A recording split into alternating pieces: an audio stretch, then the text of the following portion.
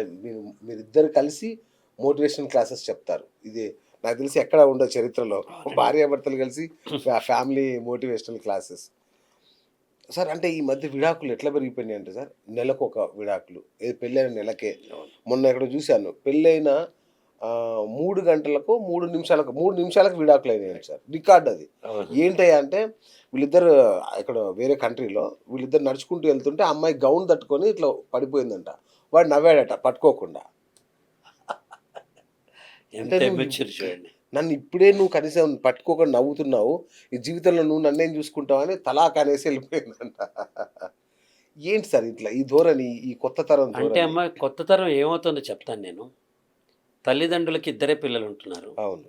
ఇద్దరిని ఈక్వల్గా చదివిస్తారు, అబ్బాయిని అమ్మాయిని. ఇద్దరి మీద తల్లికి పొజెసివ్నెస్, తండ్రికి ప్రాణము, పెళ్లి చేసేయాలి. అబ్బాయిని అమ్మాయిని అని ఎవ్వరి గురించి చెప్పట్లేదు. వీళ్ళకి ఏం చెప్తే అది కా అంటే కా, కీ అంటే కీ అలవాటు అయిపోయింది. ఎకనామిక్ ఫ్రీడమ్ ఉంది. వాళ్ళు మా ఇంట్లోనే ఒక పెళ్లి కూతురు 75,000 పెట్టి ఒక రిసెప్షన్కి వేసుకునే ఒక ఫ్రాక్ లాంటిది కొనుక్కుంది. ఆ అమ్మాయి ఇష్టం తందినే కాదు. మళ్ళీ ఎప్పుడు వేసుకుంటాం అది? ఎందుకు కొంటున్నాం తెలియదు. లక్షలు పెట్టి మీరు ప్రీ వెడ్డింగ్ ఫోటోగ్రఫీ చేస్తారు, దాని తర్వాత మీరు సంగీతులు చేస్తారు, మీరు వెళ్ళి ఇవన్నీ చేస్తారు. అసలు మనకి మనం కూర్చుని ఒక గంట సేపు మాట్లాడుకుందాం, నీ ఇష్టాలేంటి నా ఇష్టాలేంటి, నీకేమి ఇష్టం ఏమి ఇష్టం కాదు అని మాట్లాడినప్పుడు తెలిసిపోతుంది కదా. అసలు అందుకే నేను సరస్వతి గారు ఏం చేసామంటే ఒక men are from Mars, women are from Venus అనే బుక్ ఉంటుంది. ఓకే. అంటే మగవాళ్ళు ఎక్కడో మార్స్ నుంచి వేరే గ్రహం నుంచి వస్తారు, ఆడవాళ్ళు వీనస్ నుంచి వస్తారు అని. అంటే వీళ్ళిద్దరూ వేరే గ్రహాల నుంచి వస్తారు కదా, వేరు వేరు మనస్తత్వాలతో ఉంటారు. ఎగ్జాక్ట్లీ. ఒక స్త్రీ స్వాంతను కోరుకుంటుంది, ప్రేమ కోరుకుంటుంది, 10 మంది చెప్పుకుని కష్టం చెప్పుకోవాలని కోరుకుంటుంది, అలాగే ఓదారిస్తే ఆనందిస్తుంది, వ్యక్తపరిచి నువ్వు భలే ఉన్నావే అని ఒక ప్రశంస కోరుకుంటుంది. పురుషుడికి ఇవ్వక్కర్లా, అధికారం కోరుకుంటాడు, ప్రమోషన్ కోరుకుంటాడు, అవార్డు కోరుకుంటాడు, మన కష్టం వచ్చినా గట్టిగా నిలబడాలని కోరుకుంటాడు. ఈ చిన్న చిన్నవి కాదు, నేను గట్టిగా ఉంటానని ఇది మనస్తత్వాలు. ఇది అర్థం చేసుకోకపోతే ఎట్లా? మీరు అర్థం చేసుకోకపోతే ఎట్లా చెప్పండి? వేపాకు చేదుగానే ఉంటుంది కదా, అది అర్థం చేసుకోవాలి కదా మనం. ఆ వేపాకు తింటే తీయగా లేదేంటంటే, అందుకని ఏం చేయాలంటే ఫస్ట్ నా సజెషన్ ఏంటంటే ప్రీ మ్యారిటల్ కౌన్సిలింగ్ సెషన్స్ చేయాలి. నువ్వు పెళ్లి చేసుకోవాలి నిజంగా. నువ్వు పెళ్లి నా సజెషన్ ఇంకా చెప్తా. ఈ వెబ్సైట్స్ అన్నీ ఉన్నాయి కదా, మ్యారేజ్.com, వీళ్ళందరూ అరే నువ్వు ఫస్ట్ ఈ సర్టిఫికేట్ ఇస్తే నేను రిజిస్టర్ చేసుకుంటా, లేకపోతే చేసుకోను అని చెప్పాలి. పెళ్ళిళ్ళ హాల్ వాడు ఈ సర్టిఫికేట్ ఇస్తే నేను రిజిస్టర్ చేసుకుంటా, లేకపోతే చేసుకోను అని చిన్న కంపల్సరీ. ఎందుకు ఓటీపీ చెప్తే కానీ మనకి అర్బన్ క్లబ్ కూడా రావట్లేదు కదా. ఈ చిన్న ఒకటి తీసుకోవాలి. ఎందుకు ప్రీ మ్యారిటల్ ఉండాలంటే నీకేంటి నాకేంటి, నీ సంపాదన అంతా నా సంపాదన అంతా అని ఆలోచిస్తున్నాం, కానీ నీ భావాలేంటి నా భావాలేంటి, నీ అభిరుచులేంటి నా అభిరుచులేంటి అని తెలుసుకోవాలి కదా. ఇప్పుడు నేనుంటాను, నేను సెన్సిటివ్గా, చిన్న మాట అంటే నాకు కళ్ళమణి. మీరుంటారు, మీరు కొంచెం రగడుగా, కొట్టినా మా నన్నే కదా కొట్టాడు అని అనుకుంటారు. ఒక్కొక్కళ్ళ మనస్తత్వాలు ఒకళ్ళు తెలియాలి కదా. మీ వీక్ పాయింట్ మీ మదర్ అయ్యుండొచ్చు. ప్రపంచం మొత్తం మీద జోకేస్తే మీరు సహించగలరు, మీ మదర్ మీద జోకేస్తే మీరు సహించలేరు అనుకుందాం. అది నేను తెలుసుకోవాలి కదా లైఫ్ పార్ట్నర్ కింద. అరే ఈయన మిగతా అంతా ఓకే, వాళ్ళ అమ్మగారంటే ఇష్టం, ఇది ఒక్కటే మనం ఉంటే నా భర్త నాతో ఉంటాడు అనే చిన్న మాట తెలుసుకోవాలి కదా. మనం కూడా అంతే, మగవాళ్ళు అంతా నార్త్ ఇండియన్ కల్చర్ మన దగ్గర తక్కువ ఉంటుంది. అత్తగారి మీద జోకులు వేస్తారు. తల్లి తర్వాత తల్లి అంటాడు కదా అత్తగారు, ఆవిడ మీద జోకులు వేయటం ఏంటి? నీకు అన్నం పెట్టేది ఎవరు? అత్తారింటికి వెళ్తే మీ ఇంటికి వస్తే అల్లుడు కొత్త షర్ట్ అని అనుకునేది ఎవరు కొని పెడతారు? వాళ్ళే కదా, అత్తమామలే కదా. వాళ్ళ మీద జోకులు వేసి ఏం సంస్కారం అది? ఇవన్నీ ఏంటంటే ఫ్యాషన్ అయిపోయినాయి, జోకులు అయిపోయినాయి. అత్తగారిని జోకులు అనేవి నార్త్ ఇండియాలో ఉంటాయండి. పంజాబీ జోక్స్ ఎక్కువ. వాళ్ళందరూ ఉత్తరాది వాళ్ళకి అత్తగారు అంటే వాళ్ళు కొంచెం డామినేటింగ్ ఉంటారని. మీరు ఖుష్వంత్ సింగ్ జోక్ బుక్ తీసుకోండి, మొత్తం అన్ని అత్తగారి మీదే ఉంటాయి జోక్స్ అంతా. నేనేం చెప్తానంటే, నేను సరస్వతి గారు అనుకుంది, నేను 4-5 ఇంటర్వ్యూలో కూడా చెప్పాను, మీకు 2 సెట్స్ ఆఫ్ పేరెంట్స్ ఉన్నారు అనుకోవాలి. Okay, super.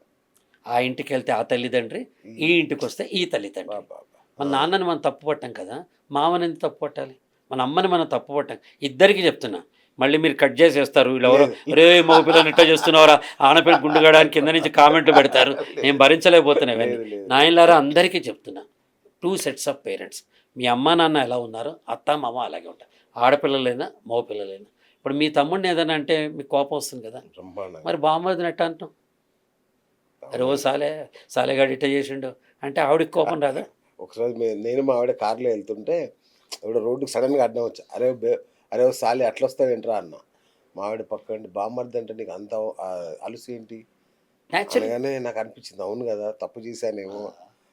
అంటే ఎవడో తప్పు చేస్తే బామ్మర్ది అయ్యాడా నాకు వాడు. అందుకని నేనేం చెప్తా అంటే గులాబీ పువ్వుని ప్రేమించకు, బొకే మొత్తం ప్రేమించు అని చెప్తా. Wow wow.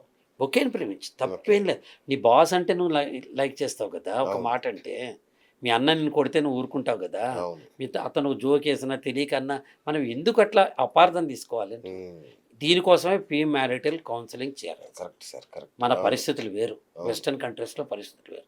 మరి వెస్టర్న్ కంట్రీస్లో నువ్వు 16 ఏళ్ళు వచ్చాడు కొడుకుని బయటకు పంపించి మ్యాక్డొనాల్డ్స్లో నువ్వు ఏమైనా చేసుకో, సంపాదించుకో, నువ్వు బతుకు అంటారు కదా. మనం అట్లా చేయగలమా? చేయలేదు. 60 ఏళ్ళు వచ్చాక కూడా మా నాన్న బతుకున్నంతకాలం అరే డబ్బులు ఉన్నాయా అన్నాడు. మా అమ్మాయి పెళ్ళికి నీకు డబ్బులు ఉన్నాయా? మా అమ్మాయికి మా మునిమనవరాలు పుడితే నీకు డబ్బులు ఉన్నాయా? నన్ను ఇమ్మంటావా? బర్త్డేకి హోటల్కి వెళ్తే నేను ఇస్తా అనేవారు. మరి తల్లిదండ్రులు అలా పెంచుతున్నారు కదా. మరి పెంచినప్పుడు మనం కూడా తిరిగి రెసిప్రొకేట్ చేయాలి కదా. కాబట్టి వెస్టర్న్ కల్చర్ మనకు పడదు, మన సాంప్రదాయం వేరు. ఇక్కడ కులాలు మతాలు నేను మాట్లాడతలా, ఎవరి సాంప్రదాయం వాళ్ళు.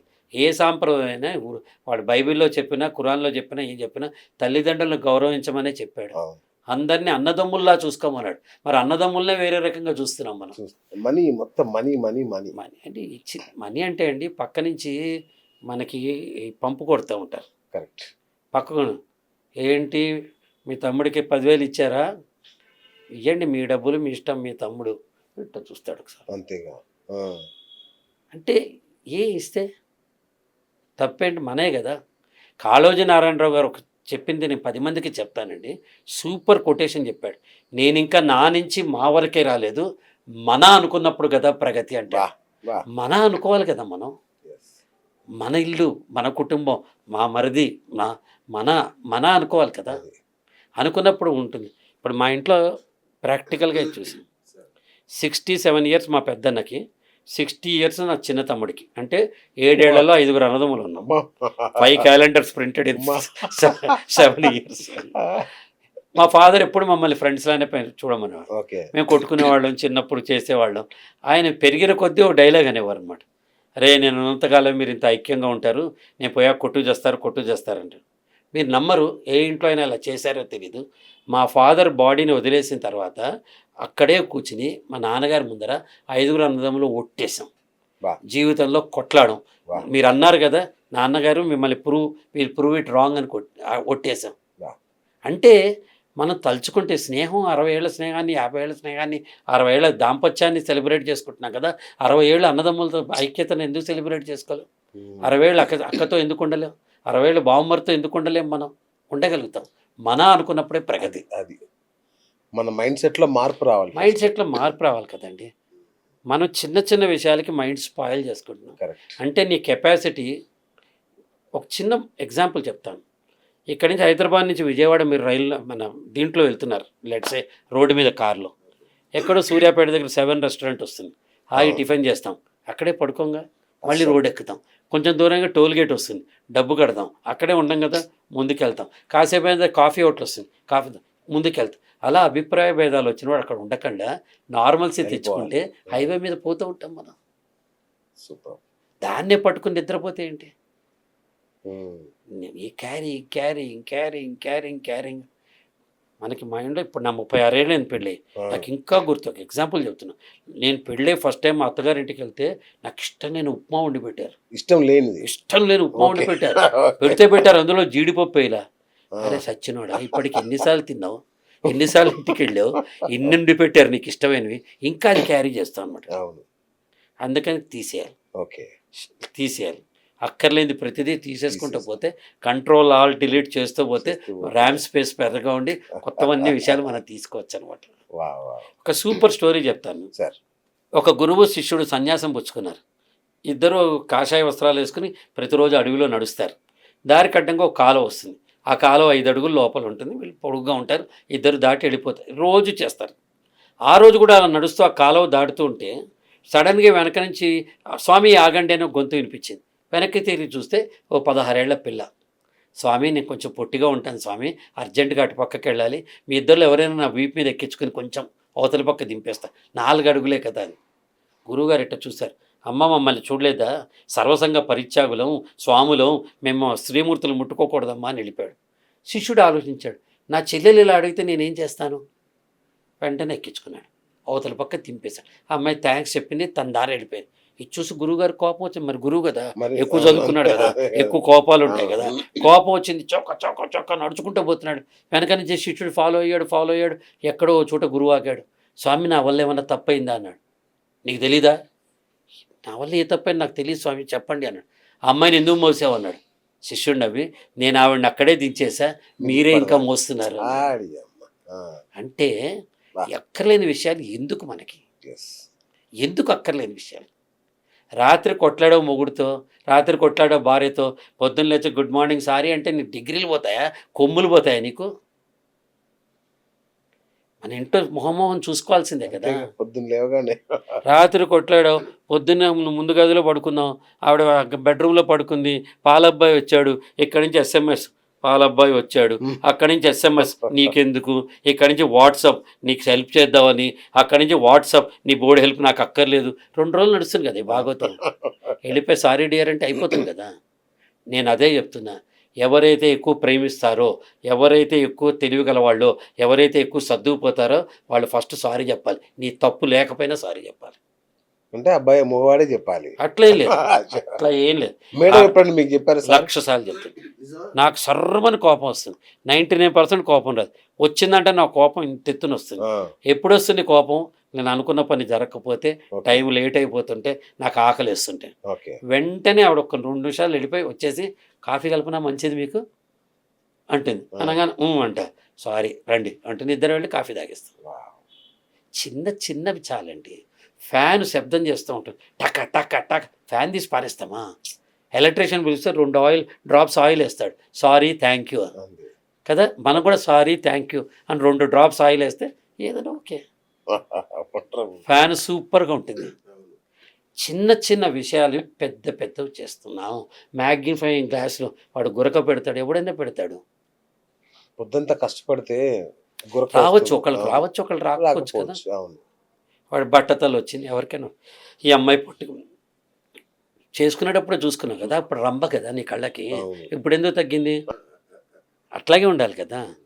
అందుకే ఒక స్వామి, రామదూత స్వామి అని ఒక గురువుగారు ఉన్నారు, ఆయన ఫాలోవర్స్. ఆయన చెప్తారు, పెళ్లి రోజు నీ భార్య నీ రూపం నీ కళ్ళల్లో నిక్షిప్తమై ఉండాలి. ఆ రోజు ఎంత ప్రేమగా ఉండి చూసావో రూపాన్ని కానీ మనసుని కానీ, ఈ రోజుకి నువ్వు అలాగే చూడాలి అని చెప్తారు. అది నిజమైన ప్రేమ. భౌతికమైన శరీరంతో ఏం ప్రేమ ఉంటుంది? మరి ఇష్టాలు అనేవి బ్యాలెన్స్ షీట్ కదా. అన్ని ఇష్టాలే ఉంటాయి చెప్పండి. ప్రదీప్లో అన్ని సద్గుణాలే ఉన్నాయా? 6 మంచిగా ఉంటే 4 బ్యాడ్ ఉంటాయి కదా. ఆ 4 ఆవిడ తెలుసుకోవాలి కదా. ఈ 4 వీటితో అడ్జస్ట్ అవ్వాలి, ఈ 6 మనం బెనిఫిట్ పొందాలి. 10 కాయల్లో 6 పుచ్చుకాయలు ఉన్నాయి, 6 చూసుకోవాలి, 6 తినాలి, 4 వదిలేయాలి. ఇవి అలవాటు చేసుకోవాలి ఈ తరం. చాలు సార్, ఈ చిన్న సెషన్ కనుక ఏ భార్య భర్త చూసినా ఖచ్చితంగా మారిపోతారు. Wonderful session sir. నేనేం చెప్తానమ్మా, నిండు జీవితం.